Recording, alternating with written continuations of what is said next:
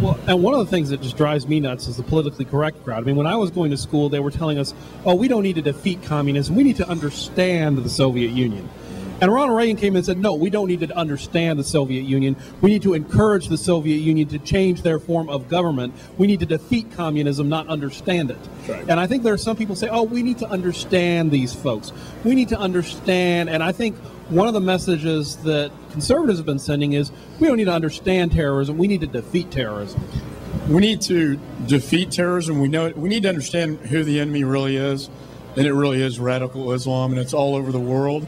And it's here in this country. And I don't care whether, you're not going to kill them with kindness. They need to respect us. And that's what's going to win ultimately, is for them to respect us. When the president of Iran got reelected and defied democracy in his country and people stood up in the streets, I remember Ronald Reagan, in the Soviet Union, supporting the human rights activists, supporting the pro-democracy crowd. This president did nothing to help support this democracy movement in Iran. And he did it because he thinks he can give President of Iran a big hug and sing Kumbaya and we'll all sing together. It's a bit of naivete on his part that somehow that's going to change everything when we should be working with the pro-democracy forces in Iran. As a result, we're looking at a nuclear Iran within less than a year if we don't do something. And now we got Israel on the doorstep, and this president has not been a friend of Israel because he doesn't want to upset his relationship with Iran. And to me, that's insane. That's a bad foreign policy. One of the things I noticed is, when Ronald Reagan was president, the Iranians knew that Ronald Reagan meant business. And, Colonel Gaddafi found out the hard way that Ronald Reagan meant business. And look what happened. When President Bush was president, Colonel Gaddafi said, we're not going to try to do nukes anymore. We got the message.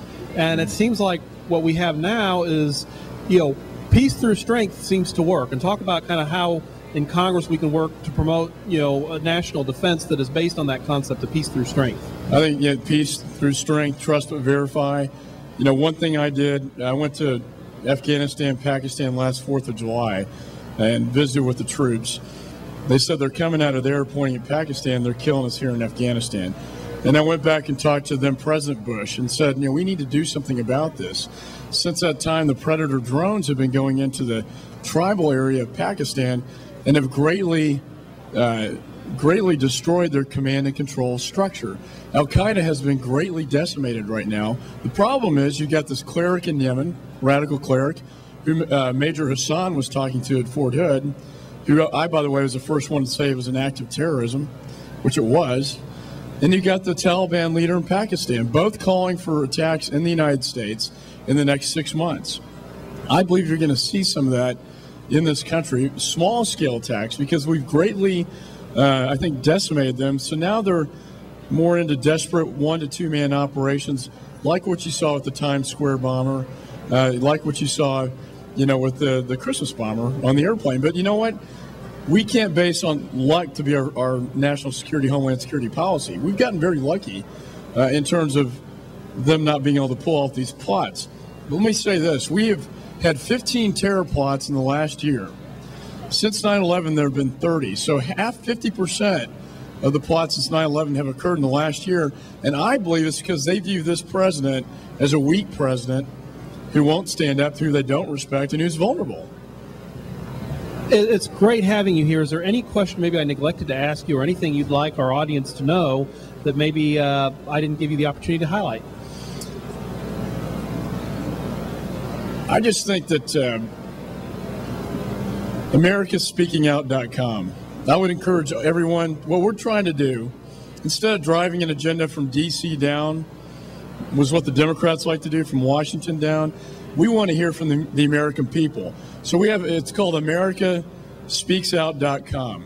And from there you can go log in and tell us, and we're reading these websites, tell us what issues are most important to you. What agenda do you want us to pass in the Congress? What agenda do you want us to run on in the fall? I talk to a lot of people saying we need another contract with America. And we do need an agenda to run on, but we want this agenda to be driven by the American people and not by all these politicians in Washington the American people what they think is best for them. Well, we are really delighted that you made time out of your schedule to come speak with us, Congressman McCaul. Thank you for our audience. These interviews will be archived at www.lonestarreport.org. And again, we're just delighted to have you here. Thank you very much from a grateful constituent. Well, thank you so much for having me.